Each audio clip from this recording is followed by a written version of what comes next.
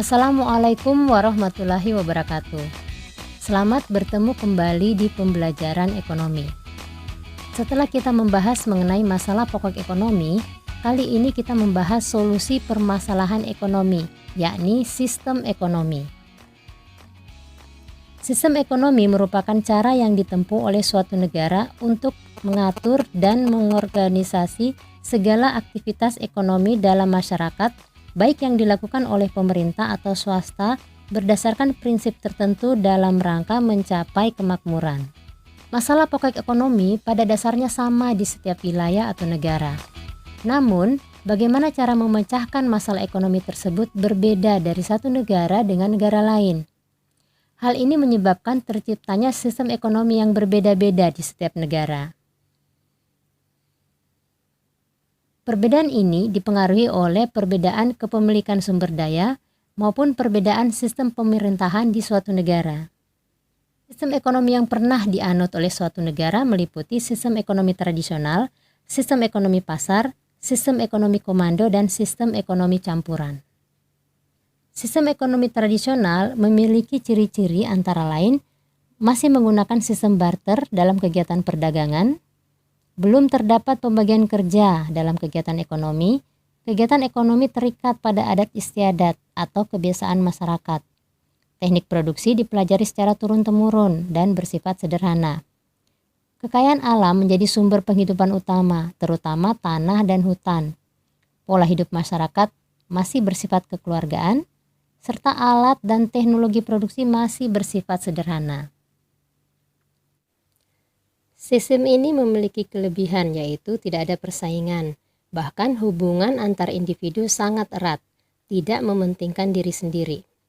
Produksi ditujukan untuk memenuhi kebutuhan sehari-hari. Namun sistem ini memiliki kekurangan. Di antaranya adalah keterbatasan hasil produksi. Karena pengaruh tradisi, pola pikir masyarakat tidak berkembang. Kegiatan perekonomian yang dilakukan hanya untuk memenuhi kebutuhan, bukan untuk meningkatkan kesejahteraan. Tidak memperhitungkan efisiensi dalam penggunaan sumber daya.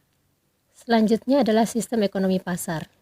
Sistem ekonomi pasar atau liberal dipengaruhi oleh teori ekonomi klasik yang dipelopori oleh Adam Smith, yang berpendapat bahwa kemakmuran bangsa akan terjamin jika setiap orang diberi kebebasan untuk menentukan sendiri apa, berapa, di mana, dan bagaimana melakukan kegiatan ekonomi.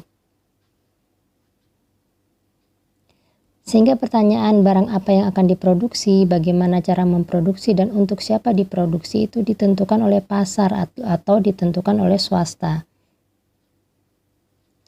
Ciri-ciri sistem ekonomi pasar adalah semua sumber produksi menjadi milik masyarakat. Masyarakat diberi kebebasan tanpa batas untuk memiliki sumber-sumber produksi. Pemerintah tidak ikut campur tangan secara langsung dalam kegiatan ekonomi.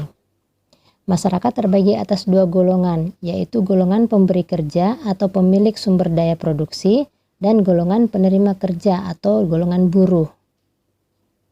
Timbul persaingan dalam masyarakat sebagai konsekuensi adanya kebebasan memiliki sumber-sumber produksi. Timbul persaingan dalam mengejar keuntungan. Setiap kegiatan ekonomi didasarkan untuk pencarian keuntungan. Kegiatan ekonomi selalu mempertimbangkan keadaan pasar. Pasar merupakan dasar setiap tindakan ekonomi, misalnya barang apa yang dibutuhkan masyarakat dan bagaimana memproduksi barang yang bermutu tinggi.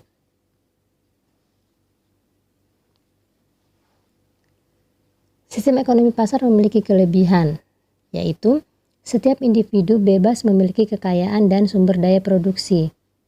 Inisiatif dan kreativitas masyarakat dalam kegiatan ekonomi dapat dikembangkan. Adanya persaingan produsen untuk menghasilkan produk yang bermutu. Efisiensi dan efektivitas tinggi karena tindakannya selalu didasarkan pada prinsip ekonomi.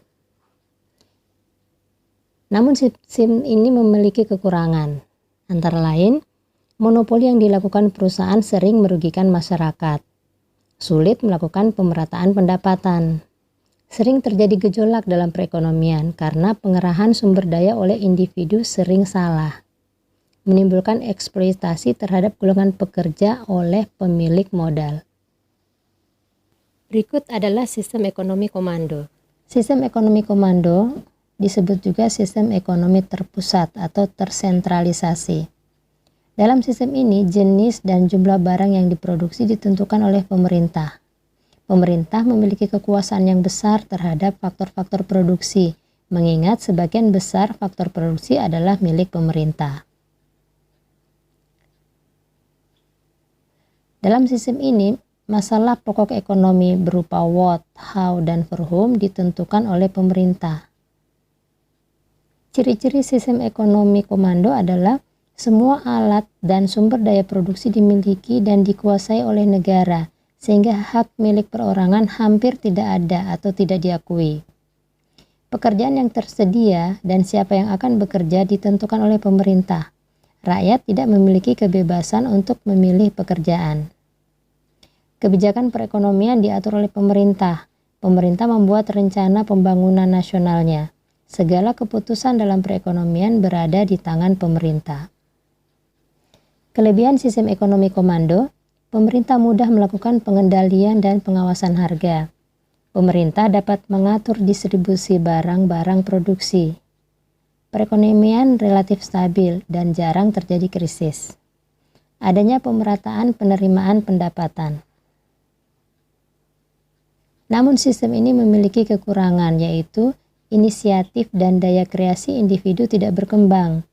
Masyarakat tidak memiliki kebebasan untuk memiliki alat dan sumber daya ekonomi. Bersifat paternalistis, apa yang dikatakan oleh pemerintah selalu benar, sehingga rakyat wajib patuh. Pemerintah sulit menghitung kebutuhan masyarakat. Besarnya biaya dari kegiatan-kegiatan ekonomi dilakukan secara sentral. Lanjut sistem ekonomi campuran. Sistem ekonomi campuran adalah suatu sistem organisasi ekonomi yang ditandai dengan keikutsertaan pemerintah dalam menentukan cara-cara mengatasi masalah ekonomi yang dihadapi oleh masyarakat. Dalam sistem ekonomi campuran, masalah pokok ekonomi tentang barang apa yang akan diproduksi, bagaimana cara memproduksi, dan untuk siapa diproduksi itu ditentukan oleh pemerintah beserta masyarakat atau pihak swasta.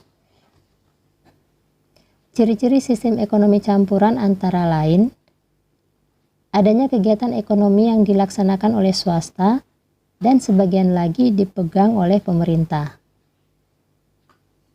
Sebagian interaksi ekonomi terjadi di pasar, akan tetapi masih ada campur tangan pemerintah dengan berbagai kebijakannya.